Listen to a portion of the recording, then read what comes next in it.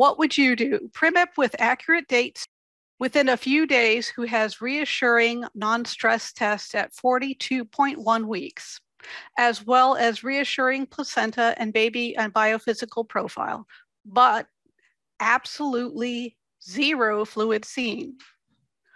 42.2, redo of biophysical profile, and again, mom has hydrated well, but no fluid seen.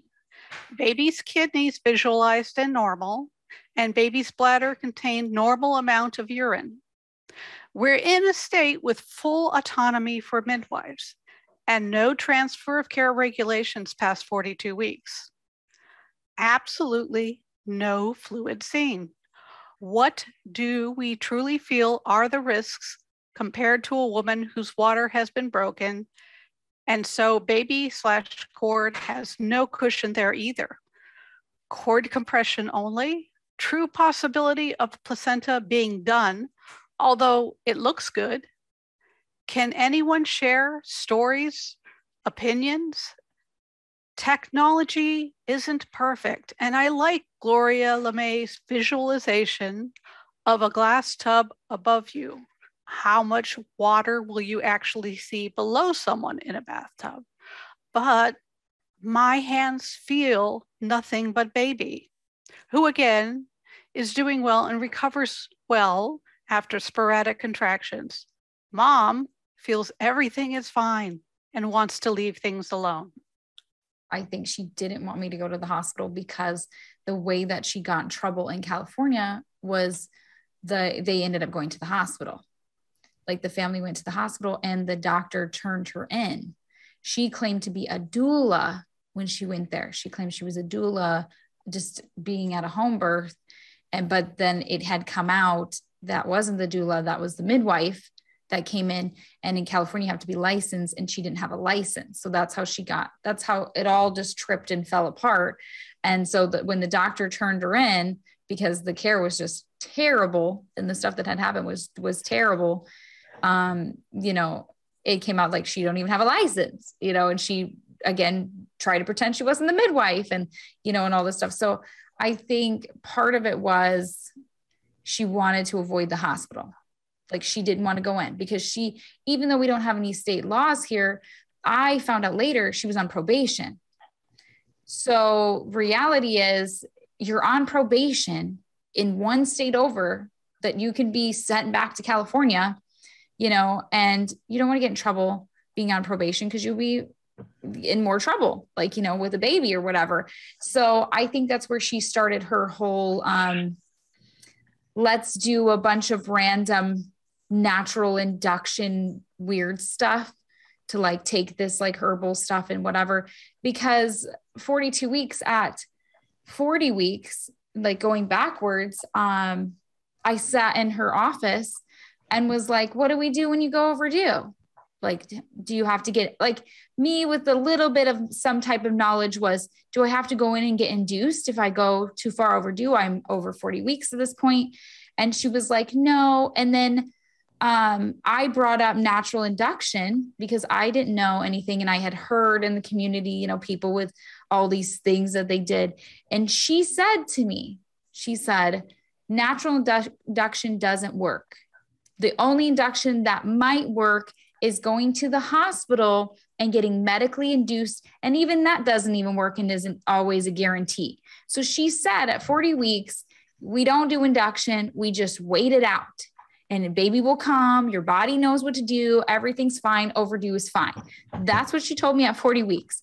So at 41 weeks, she was kind of telling me the same thing of everything's going fine. You're in the right direction. You don't feel good. All these things this is perfect. This is what we want your body to do. We want you to be miserable because when you're miserable, that means a baby's going to come out your body. Literally, that's what they tell you is you have to be so utterly miserable. And then your baby just comes out. It's some magical weird thing. Okay. So then we're looking at 42 weeks and I was like, baby's still not coming. And I'm getting frustrated. I'm exhausted. I was like, something's wrong here. And I remember her checking dates of like, oh, I mean, we have your, and it seems like this is still kind of like your due date. Like, you know, like she could have easily tried to switch my due date around, but we were like, you can't. Like I had seen other midwives in the Valley. Everybody gave the same due date. You can't change that crap. And so she was like, okay, you know, we'll just kind of whatever. And to reassure me, because I was like, this baby's never coming out. I'm going to have this baby in here forever. And she's like, all first time moms think that like they're not. And I was like, no, I'm telling you, like the baby's in here forever. And so to reassure me was the ultrasound. So that's how it happened. She would have just done absolutely nothing until we would have ultimately ended up with a stillborn and being like, what happened? But because she sent me for an ultrasound, because she knew people in town that would take natural birther to do ultrasounds and stuff. So that's how I ended up getting the ultrasound, finding out there was no fluid. The guy did not tell me, nobody said anything. So I didn't know. But when she told me, she texted me saying there was no fluid. I called her because it freaked me out. I didn't know what that meant, but when there's something's wrong. Like that's the only thing I could try to figure out of non-medical anything. And then that was the whole reassurance of everything else. And then she sent me back again. And then I think the reason she sent me back again was to give her time to come up with a plan to show that she knows everything. That's what I think. I think she didn't know what to do. And I think she probably posted on Facebook at this point. So the post was going live. I think she was doing all these different things all around this little bit of time. Cause it was like, we're talking like hours window of like, I had to go back a few hours later and then she could finally see me and like all this different stuff. And so she had devised a plan by the time I had got there and was like, well, you're already basically in the middle of labor. Like, that's what she basically could have, like, you're already there. You know what I mean? Like probably your water's broke, because I had already tried to tell her my water was broke and she didn't believe me. And then she was like, well, we'll do like a membrane sweep and then we'll take some herbal blue cohosh and all that crap. And we'll just send you home with some, you know, take some water, drink some water and walk around. She wanted me to walk.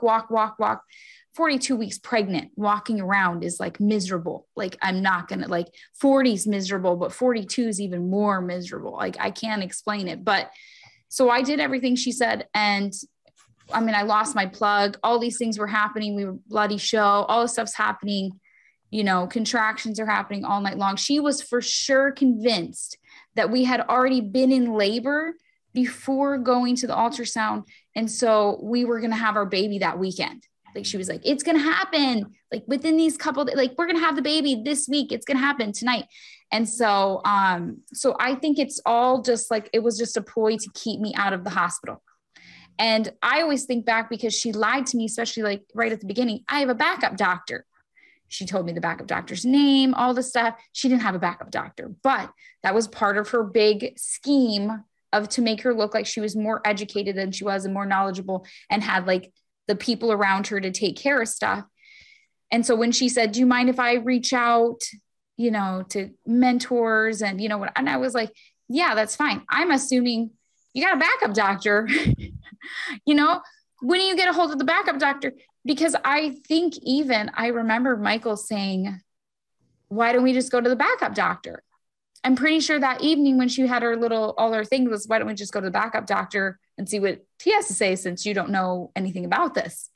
And she kind of just had her excuses to get out of it. And so she was just so busy just trying to send us home. And I really think in her mind, she didn't think that things were going to go as bad as things went. I think she was just thinking like, oh, she's already in labor. We just got to get it like active enough for her to actually push out the baby. She's already dilating. She really believed that she would have this baby and then be like, look, see, perfect home birth. Voila, magical story. Everything's great. Rainbows, unicorns. Yay. I really think that's what she thought, but I didn't, like, things just didn't go along and things didn't change. And I just kind of suffered for the night. And then the next day we went back and did another ultrasound because she was mad at me. And so everything went in a different direction. But I mean, even when we got to the hospital and Gavin was alive, she was in the operating room being like, you're going to be breastfeeding your baby in a few minutes and all this stuff while they're working on him. He came out, there's no noise. So, I mean, I really think she didn't grasp the reality of the whole situation. And I think there is this level of like, I don't want to say like naive, but I kind of almost maybe can't think of another word, but I think midwives have this like, everything's just going to work out and everything is just going to, you just wait and let it happen. And then just nature just takes its course, but that's not always what happens. You know, you can't just sit on your hands. And that's the problem, because most of the time that is how it works out. And that's what their experience is. They don't have the level of education and experience to know that it doesn't always happen like that. So yeah, they're going to be all sunshine and lollipops based on their very, very limited experience. You know, but for you, Danielle, you know, when you're that one patient, you're 100%, you know, and that's it.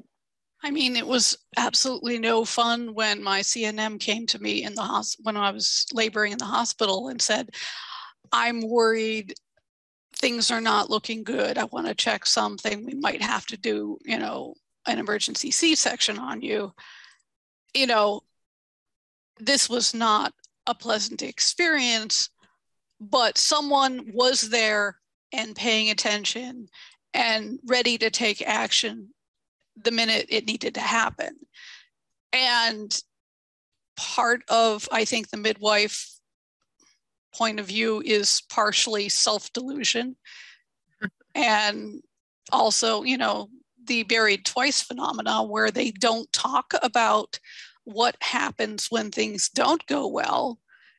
And so you get this completely distorted view of home birth, let alone birth, where home birth things go well almost all of the time and everybody's happy. And if anything bad happens, it's just, you know, kind of a really rare one-off and we don't need to pay attention or learn anything from it. So they just never learn. And it's a good thing that you brought that up, because I reached out to Jan when I was a little bit in a better mindset after I found out about the post and after I found out about all these things, to basically ask her, why would you post this? Why would you post this about somebody when you don't even know if you got permission from the families to post this? And she came back saying, we would do like these questions where the midwives would randomly ask her different questions. And it was like, almost like a poll or like a study that they were doing online on Facebook, where you could be a midwife and you didn't have to know her. You could just send Jan this question.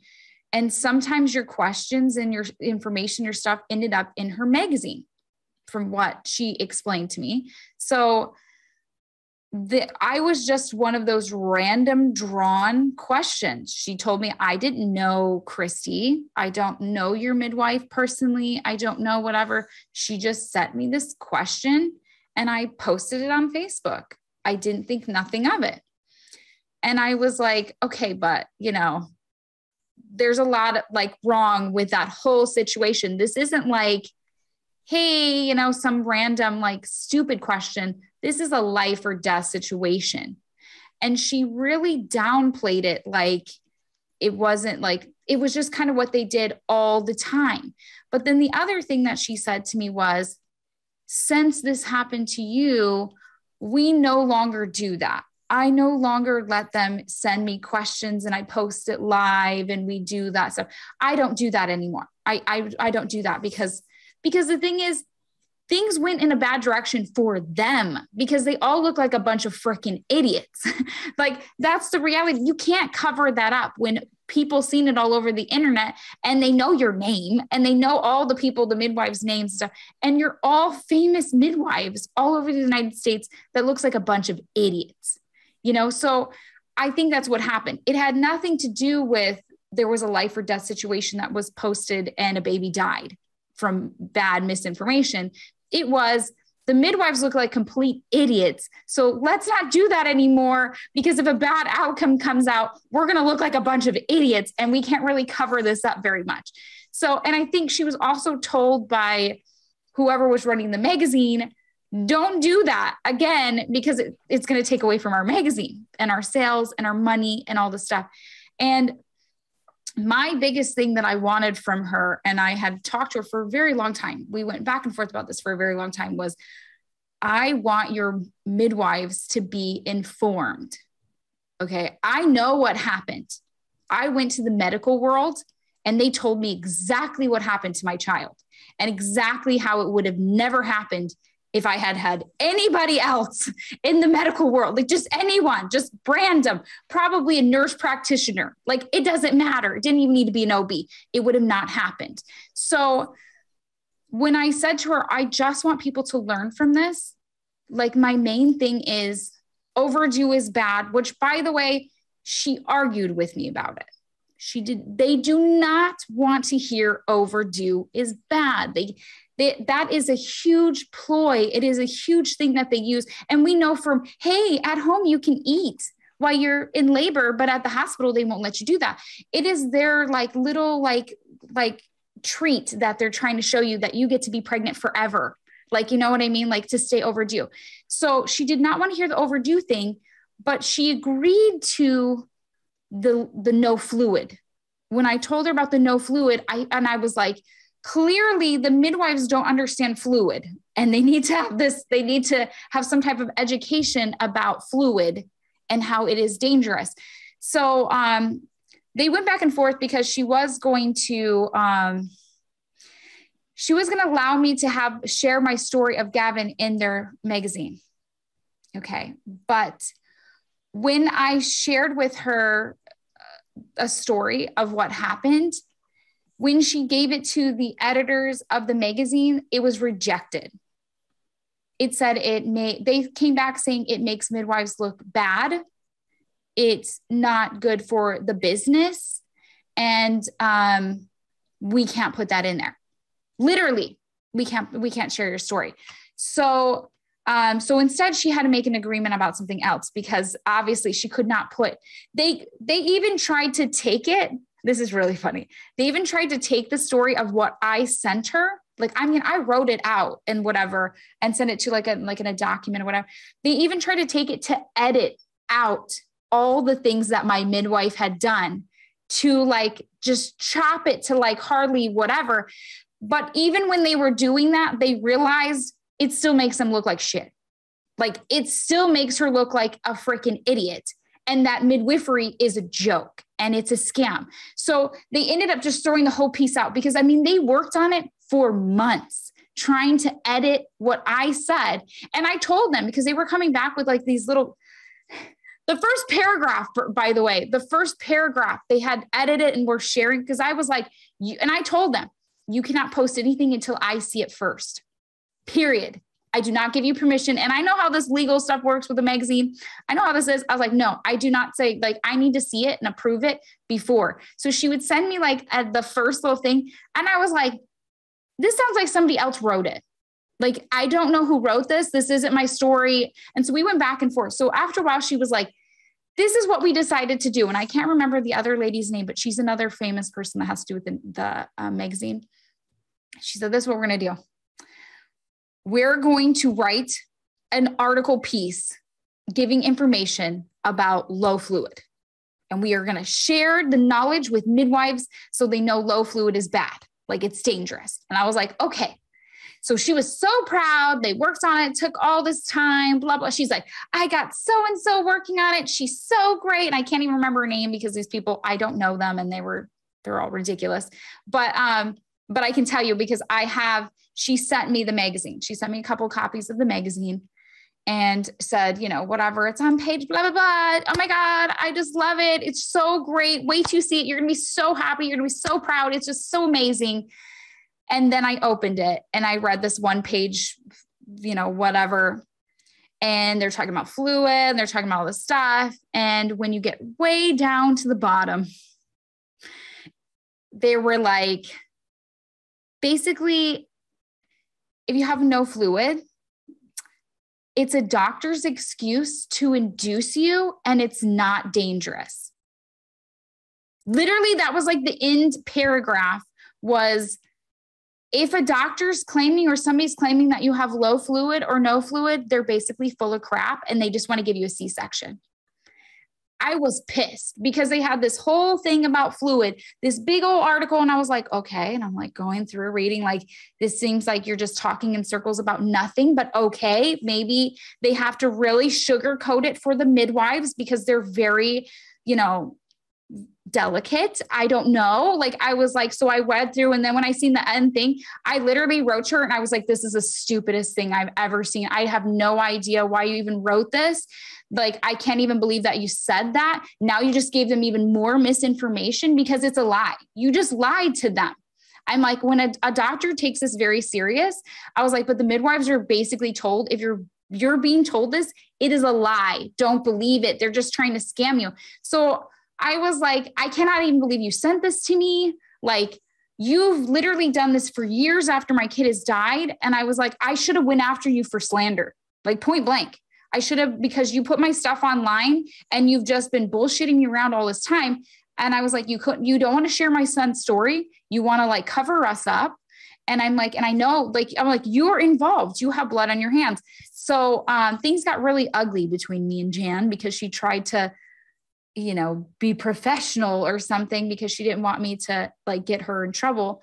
And my last message before Jan pretty much like blocked me was on her personal Facebook when she wrote some stupid crap about going overdue and how safe and normal it is. And I wrote right on her post and was like, that is the biggest load of shit I've ever heard. And I just went right off on her. And I was like, and how do I know that? Because Jan, you were part of my overdue baby who's dead. And like, I literally just like put this big old, like whatever thing and was like, you don't want to share my son's story because it makes you all look bad. You guys all look like a bunch of idiots. What education do you guys have? Oh, NARM. They're a bunch of like, and I just had this big old whatever thing.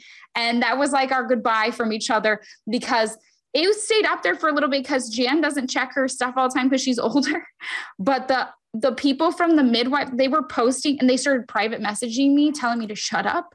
And so they told me to remove my comment. And I said, I will not. I'm going to share it all over the place because people need to know, like, this is what she did. I told them about the story. I told them about the article. I put everything right there. I was like, I'm going to put the dirty laundry. She put her thing from public to private and everything, because I was like, oh no, people deserve to know the truth. And so, no, they totally, my name went on a list where I was like getting banned from groups and all this stuff because I told Jan off like right on her post about overdue babies. So this is the level of where it comes from and what it is. And they will do whatever it takes to keep you following them. Like, I think she assumes I'm a home birther, and if she just kind of smooths it over, she'll just keep me following the home birth path of whatever. But the reality is, as I went above and beyond, because I was like, I need to know what happened to my kid, and you guys can't tell me what happened. So that's what it is. They don't want to learn anything. They don't want to know anything because they think they know everything. And the reality is they make a lot of money from very dangerous situations, and they don't always work out. But when they do, they have their money. But even when they don't, they have their money, and they can just cover it up. And you only hear about the twins that were born at home that survived. You only hear about the breech that was at home and they survived. You don't get to hear the aftermath, or you don't get to hear the trauma or the things that happened at that birth, but they lived. Therefore, I'm an amazing midwife. Well, I read Tritton's low amniotic fluid article, and it was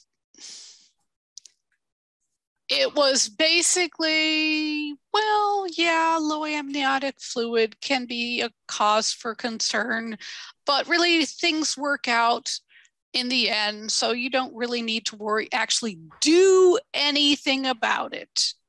Basically there's a kind of little caveat, a couple sentences saying, if you're concerned, you should do X, Y, and Z, run in for monitoring or something. But the rest of the article was all just, yeah, doctors seem to think it's a big deal, but we don't. So no worries, folks. Keep going. Do what is it? I think they use that lovely out, which is use your professional judgment. That's right, professional judgment, and that's it. On a post this week, I said the surest way to take a low risk pregnancy and make it a high risk pregnancy is to go post dates. I mean, you could have absolutely nothing wrong with you, the baby, or your pregnancy, but if you go far enough post dates, you may. I mean, it just happens because pregnancy is not meant to go forever. Yeah, you got to get that kid out of you so you can use those cute outfits and all those binkies and diapers. One thing that I wanted to what you were talking about a couple of minutes ago with, why did Jan even post this in the first place? I mean, the only response to her receiving that email from Christy, which should have been, you need to refer this patient to a higher level of care. I mean, that's the only, and I'm not going to publish this because this is inappropriate. That's the only acceptable response. On the VBAC group that I admin with Karen, we get inappropriate medical questions all the time. We get, dozens of pending posts today, and we go through each of them for approval. And there are so many that I look at and I message back the person, you need to talk to your doctor about this. This is not appropriate for a Facebook post, and we don't post it. And that's the message we send, because that's the only appropriate response to these things. You don't play around with people's lives or their babies' lives. It's as simple as that. And yes, everyone makes mistakes. All doctors make mistakes. All nurses make mistakes. All midwives make mistakes. I've made mistakes. But the difference is, at least for me, mistakes that I've made, they haunt me forever. Every day I think of them and I think of what could I have done differently. And there's a difference between a mistake and negligence. And that's what we're dealing with here. A doctor or a medical person making a mistake and then wanting to never do that mistake ever again. Right. Because that's what, you know what I mean? Because you guys go through where you sit with like your peers and you go over like what happened, what could we have done, Yeah, we do peer review, and we do morbidity mortality conferences, and they're not fun from the doctor's end. Absolutely. It's never fun to have what you've done questioned, but it's so useful and so necessary. And those things stick out from, reviews and M&Ms that I've sat in on for other doctors. You never forget the stuff that you learn there, and they don't either. And it's not meant to be punitive at all. It's not meant to be a blame game. It's meant to be a learning experience, and it truly is, but it doesn't negate what happened. Yeah, that is one thing that I did learn about the two different communities. Basically, you got like medical and then you have the non-medical, is that they do not like being told like that they're mistakes. They, you can change that next time and not do that. They don't like being told that. They like to just do things their own way. Like, so. Yeah. And then nothing changes.